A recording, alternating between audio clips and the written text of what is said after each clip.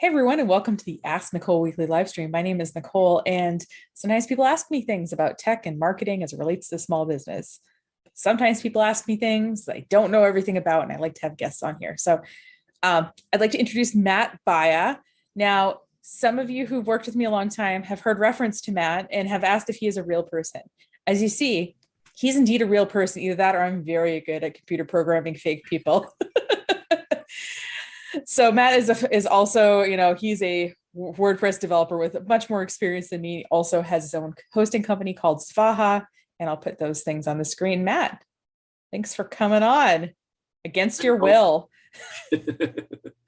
Nicole's been asking me to do this for a while, and I'm a little camera shy, I guess. Oh, Shaw. So what I like about Matt is he knows a lot about WordPress, and his analogies are pretty fun. And sometimes I use them when I explain stuff too. So if he says something and you're like, I've heard Nicole say that, it's because I stole it from Matt. So Matt's expertise, like you said, is all things web dev generally, but WordPress in particular. And as a web host, you have dealt with your share of abandoned, neglected, beat up, rundown WordPress websites, right? Because a lot of websites run in WordPress. What the market share is like 30%? Don't know anymore. Something like that of the world's websites run in WordPress, which is an open source content management system. So Matt, as somebody who has to host these neglected, sad, broken websites that run in WordPress, what's the kind of things that make these websites sad and broken? Well, I mean, you mentioned it in the question, neglected. WordPress is not a set and forget it kind of thing. Old HTML websites were kind of like that. You could just leave it up forever and they run. WordPress is running stuff dynamically. It's got PHP scripts that are interacting with the user to let them do searches and stuff like that. And it's also tied to a database. And because of all that, hackers like to try to use those tools to get in under the hood of your server. And so it's important to keep things updated, because when someone figures out how to break it, they patch it and they fix it, so no one can do that anymore. But if you don't update your site, then you're still left there with your car unlocked, just asking for someone to come in. And so every time I've found there's been someone who's gotten their site hacked, it's always been someone who's like, well, I haven't looked at that for several years. It was just working. I didn't think I had to do anything. And so it is something where you need to, there needs to be some care and feeding of the website to keep it going. Well, and Matt and I have both had our share of people, who, my site is broken, contact us and are kind of freaking out, which is understandable. And we've told them all when we launched their website that they need to keep it up to date. And we're not just like saying that because we want you to pay us an updating service. You can do this yourself. But Matt, what kinds of things need to be updated on a WordPress site? And like, how long does it take? How much effort does it take to make sure your WordPress site does not become sad and neglected? It's really just a few minutes. I'd say if you can do it once a month, you're good. Updates may come out more rapidly than that, but often they're just a small patch that there's just a typo somewhere, or they're adjusting something minor that someone noticed. Often they'll let you know if you're subscribed, if you paid for a plugin or something, and they'll send you an urgent email if there's something like, oh my God, fix this right away. But for the most part, they're just minor patches and things. So there's really three areas you'd be updating. There's WordPress itself, which tends to release some kind of an update I'd say about once a month. There's major ones maybe once a year, but for the most part, there's just something, and it will tell you that there's a little part of the dashboard on your website, on a WordPress website, that tells you where all the updates are. And the first thing on the top, it will tell you if WordPress is up to date or not. And if it's not, it's always a good idea to update that first. And then the next step below that would be the plugins that you have, and then the themes that you have. And so those are, and there's little check boxes you can update one at a time if you want to be extra careful about it. For the most part, I just say select all and update and let it chug along. And I think maybe once in the past 15 years, there's been a problem where, an update of a plugin broke something. With themes, the only thing you need to be careful about is if you or your web designer just edited a theme and didn't use a child theme, then if you run an update of the theme, all those customizations get lost because the new theme will replace any customizations to the old one, which is the whole idea of having a child theme where you keep all the main theme files here and then all your customizations are over here. So this one can be updated and all your custom colors and graphics and things like that you're referencing can be stored somewhere separate and not get broken. If you did it yourself and you did edit your theme manually, that you can go through and kind of move those pieces out and figure out where they are. If you edited it, you must know where they are. Or if your web designer did that, they would have the files too. And that, actually, another thing, if there is everything, you're going to update something where it's a customized thing like a theme or something like that, you'd want to have a backup, which jumps ahead to our next question, I think. But but especially if you're about to run updates, having a backup before that, so if something did break, it's like, oh my god, I lost everything, my site looks completely wrong and I don't know what to do. You have the backup files and you can just revert it back and be like, okay, we got to figure out how to update this without breaking it. Right. And so something to know is, yes, you need to keep these things up to date. And there's probably going to be, when you go look at it once a month, there's maybe going to be 3 to 5 things. The little update circle it's not going to have a huge number on it. So they won't take long to do. And it is important to have some kind of backup type schedule. And most web developers will put some kind of backup software on your website when they design it. It will have the word backup in it usually, or there'll be the word backup in the description of what the plugin is. So it's just important to understand how to back up your website and ideally have it automatically back up on a consistent basis. Now your website doesn't know that you spent 4 hours updating all your content yesterday. And now you're running updates. So, it's not clairvoyant, right? So if you're going to do a ton of content changes or you're going to do some software updates, it is good to just run a backup real quick and understand how that's done.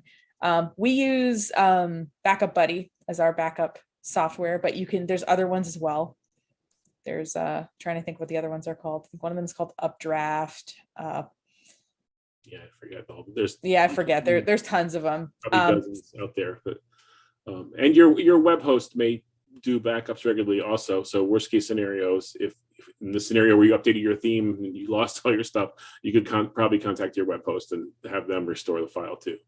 Right. If you have to. But it's probably better to not rely on someone else to do that.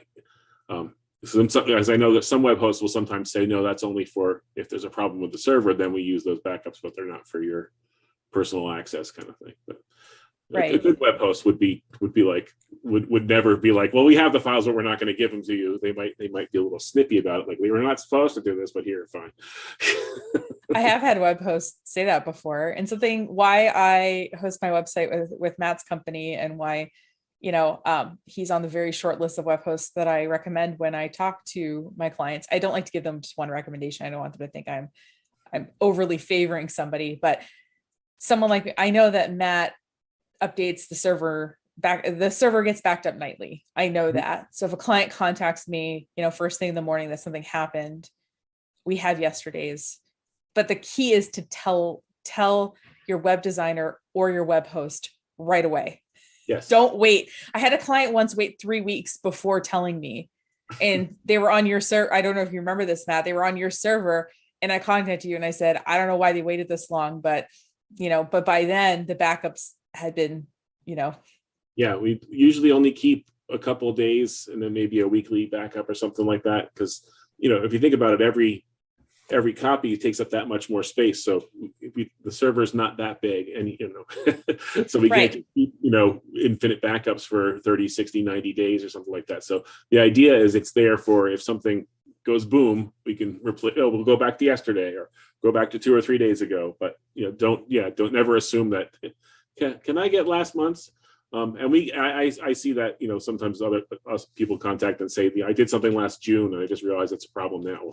Well, good luck. Yeah, which is why it's good that there's nothing wrong. You're never mad for having double backups. So do your own backups and understand how to do that, and also understand what your web host's backup policy is, so that in a pinch, what's going on, because super. Yeah, if you're doing your own backups, you can, if you back it up and save it to Dropbox, you can, keep as many copies there as you can afford if you want to. It's up to you. Yeah. So, and by the way, this is unrelated to what is the kind of average size sort of a WordPress website that's on your server? Like, what, because sometimes people say, well, how do I know if my website's too big or is taking up a lot of room? What are like the numbers that you give people? A usual, just plain, nothing too fancy website is probably about 2 gigs maybe. And depending on your web host, you have different quotas, but I think most of them would have at least 5 at these days, 5 or 10 or something like that. And I would say that, the backup software we use, it runs really well if it's around 2 gigs. If it starts getting too big, it like obviously starts taking longer to back up, and it, starts chugging along. So if you're aiming for about 2 gigs for your website, that's probably not a terrible idea. And like Matt says, you have more room in your server. That's not just your website, but it's kind of like, you don't buy a computer and then completely max out your memory. You do want some space for stuff to be able to, to move around. And you might want to do things like, I don't know, have email or have put multiple websites within your hosting package. So keeping things small not only helps people who are loading your site, but it also kind of keeps your hosting bill down too. That's one of the the red flags. If someone contacts me and says, my mail's not working, often it's because their disk quota filled up. So mail's not coming in. And sometimes the disk quota filling up either just means they have backups they've been running that they aren't deleting, or that their site's been hacked and it's got filled up with junk or spam comments or something like that. So that's the first. It's kind of like the canary in the coal mine there. Like, or if your disk quota filled up and you didn't know that was happening, something happened. Yeah. So Matt, the other thing I've heard about is security plugins. And, I don't know, what's your experience with those, or like, what do they do? And I don't know, do you have any that you can recommend? So there's 2 big ones that I'm familiar with.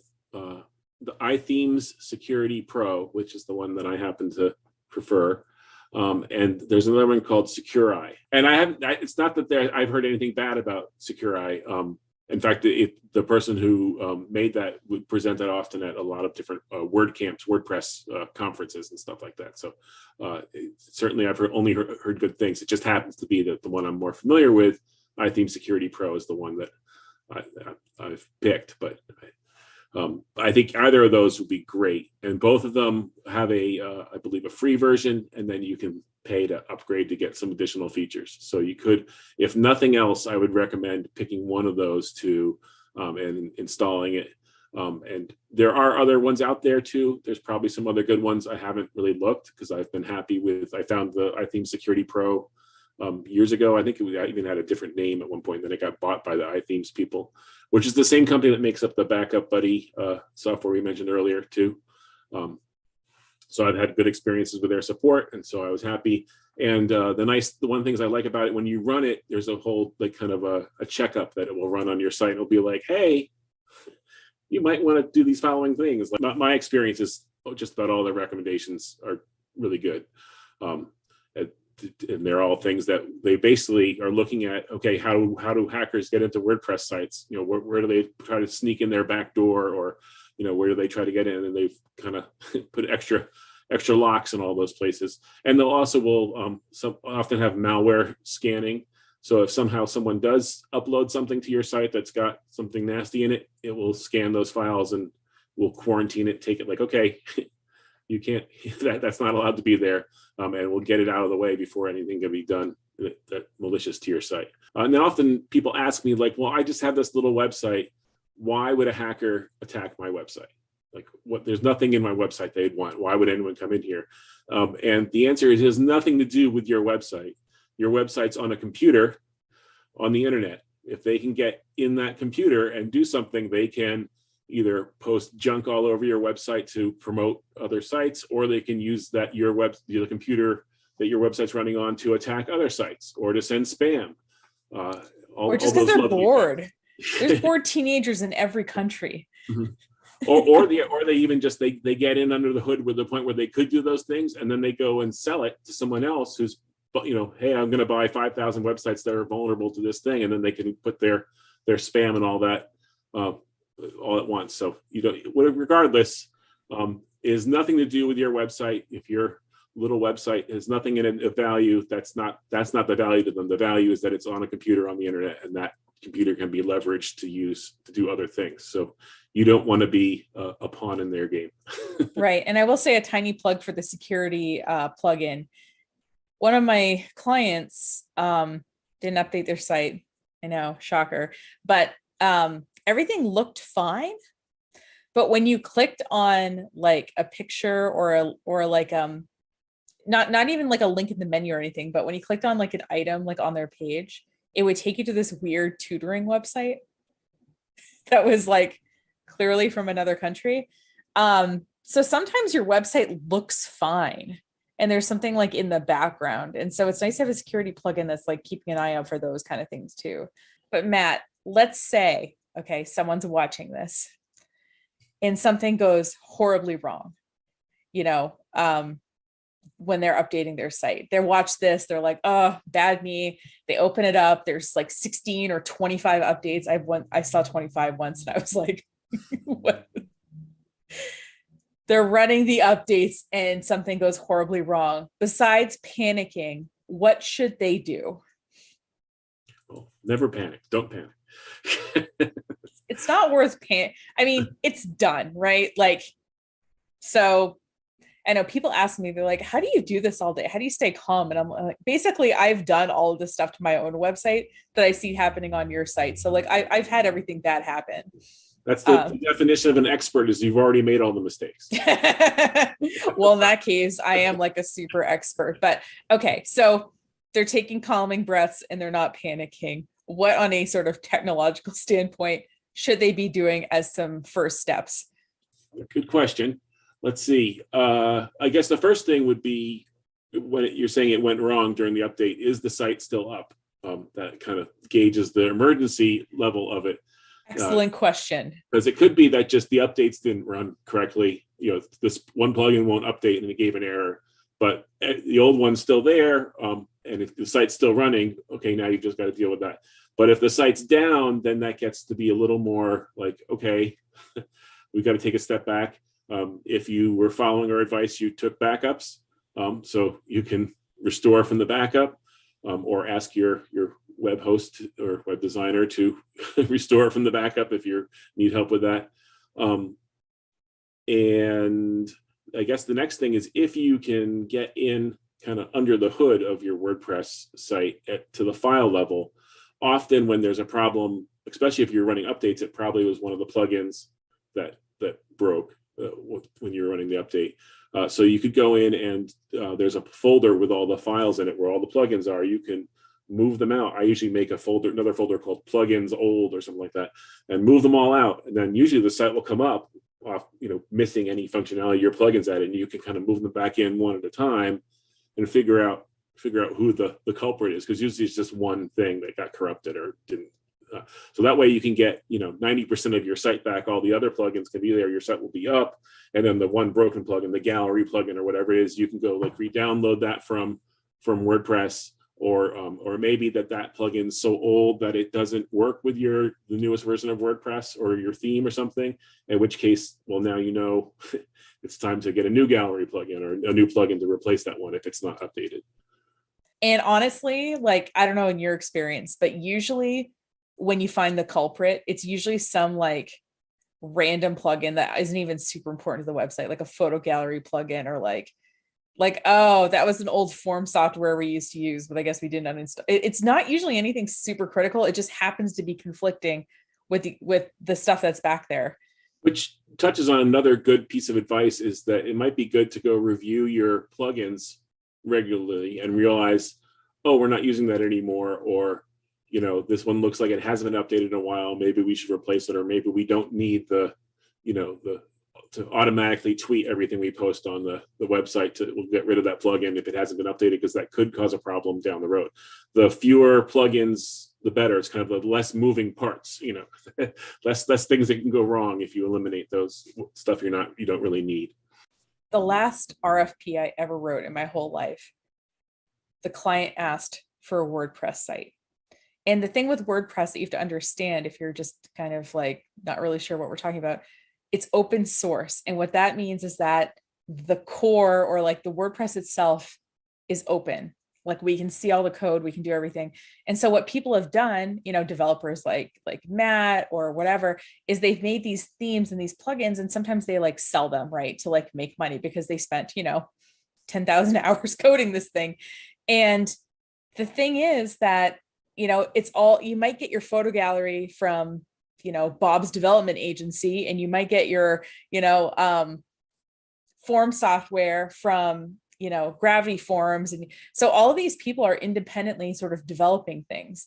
And it was funny because I wrote all this out, I picked out, and the client said, I don't know, this is too many different providers. And I wanted to like reach through the computer and say, it's open source. The idea is that we can find the best thing. We don't have to pick the one photo gallery that Squarespace is offering us. We can go look at hundreds of photo galleries and find like the best one for our particular purposes that looks the way we want it to, and all of that.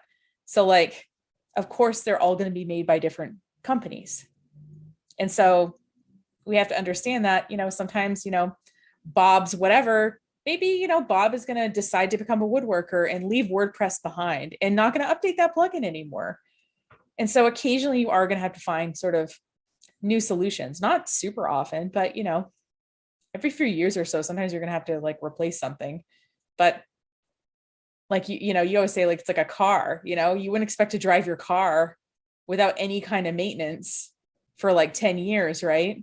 You have to change out some parts sometimes or whatever. The car is still good just because you replace the battery. My favorite metaphors is as far as, doing the updates yourself and things like that. Okay. Yeah. You can change the oil in your own car, or you could pay someone else to change it. It's a lot more convenient to have someone else change the oil and not, get your hands dirty. So that goes, as far as, if all this sounds intimidating, like I don't want to have to deal with my WordPress website, you can pay someone like Nicole or me or Matt to update your website for you and keep it up to date and keep an eye on those kind of things for you and make sure the backups are happening and all that stuff. So yeah, I mean, a lot of it is peace of mind. And WordPress is really powerful. You can build a really big site with it. It can handle a lot of information.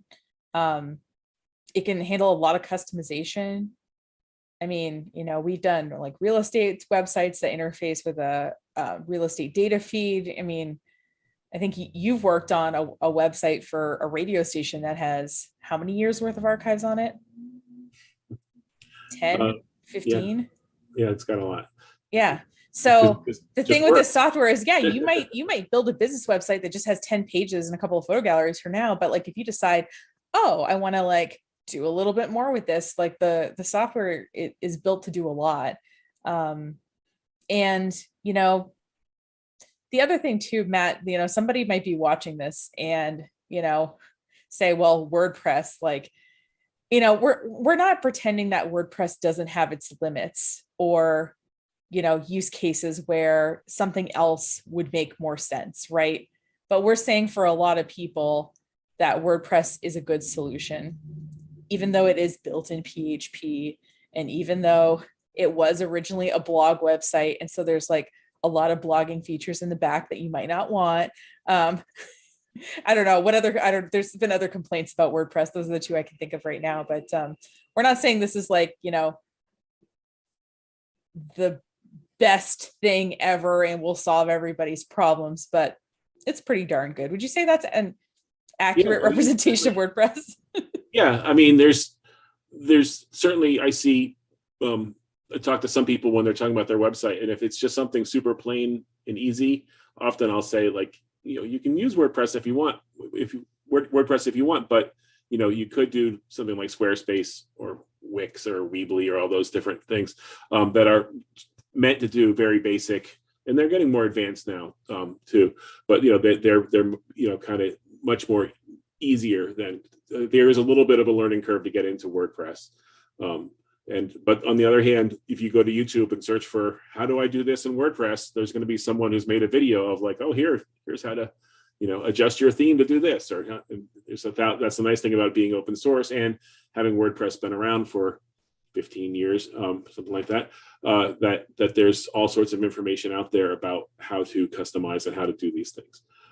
So I wouldn't say WordPress is for everyone, but it's certainly, especially if you want to do something more custom than what the cookie cutter websites provide. Like they have all these. If you want to do this kind of website, we can do that. But if you wanted to do something more unique or really wanted it to look just the specific way, that would be a lot harder to do on there. Whereas WordPress lets you get more under the hood and be able to customize and do things the way you want it. As we close out here, do you have any favorite sort of resources or books or anything like that? If somebody like thought, I think I might want to like maybe build my own WordPress website or just learn a little bit more about this software. I don't remember the specific name, but I know there's been some friends who've said, I want to set up a website. What should I do? And I want to say it's like a visual guide to WordPress. And basically the reason I picked that book, it had good reviews on Amazon, and I could see that they included, like, it wasn't just all text. They had screenshots of like, it's going to look like this, then you're going to do this. And, so that it really kind of walked them through everything. So I've sent that to several people, and they've seemed pretty happy with it, and their sites are up and running. So I guess it worked. Resource I use more than you would think is WP Beginner. Has pretty good stuff. Like they have code snippets and explanation of error messages and things like that are pretty good. I mean, Matt is the one who first taught me about WordPress 15-ish years ago. And I was on the other day and I was like, I can't believe I'm still on WP Beginner, but occasionally, they have good explanations. And I will say too, if you're willing to pay for a plugin or a theme, a lot of times those companies, because they're, being paid and they're not, coding 10,000 hours and giving away something for free, which is super nice, but, not necessary, is that they typically have documentation for their particular theme. That's pretty detailed. It might be written documentation. It might be video tutorials on their site. So typically when you buy it, part of what you buy besides the license is access to the documentation and maybe even some like ticketed support. So if you have a specific question, you can submit it and they'll help you because, you paid them some kind of money, which is nice. So so if you have a particular theme and you're like, oh, how do I, go to that theme's website and look at the documentation. And like I said, WP Beginner, I think is pretty good too for, weird error messages.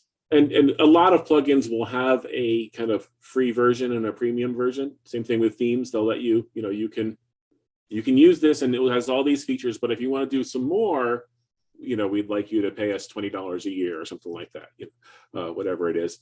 And depending on what it is, the prices could be more than that. I don't want to give the impression that he said it was going to be $20, but then you get the support and you get access to the additional features and things. So, but that's at least a good way to, if you're trying out, like we were talking about gallery plugins before, you can try out 3 different gallery, plugins and test them out and see which one looks the best. And then if this one says, oh, pay extra, then you get these additional features and scrolling and whatever colors. If that's what you want, you can pay it. And that does, like you said, it does support them also to make it so it's not just some person who's really nice and writing this really cool software for free, but they're trying to make a little bit of money on this, whether it's their full-time job or not. So if you guys need web hosting or WordPress help, I'm going to put Matt Baya's contact information on the screen. Also, if you want to just contact me, Matt and I work together on tons of projects. But he's a great web host. He's really competitively priced, has great services, built-in secure certificates for everybody, email, you name it, he's got it. So Matt, thanks so much for joining. Is there anything else people should know about WordPress cleanup and or maintenance for their website? No, I think just to recap, keep it updated, keep it backed up, keep it safe. Yeah, it deserves it, and so do you. Have a great week, everybody, and see you next time. Bye.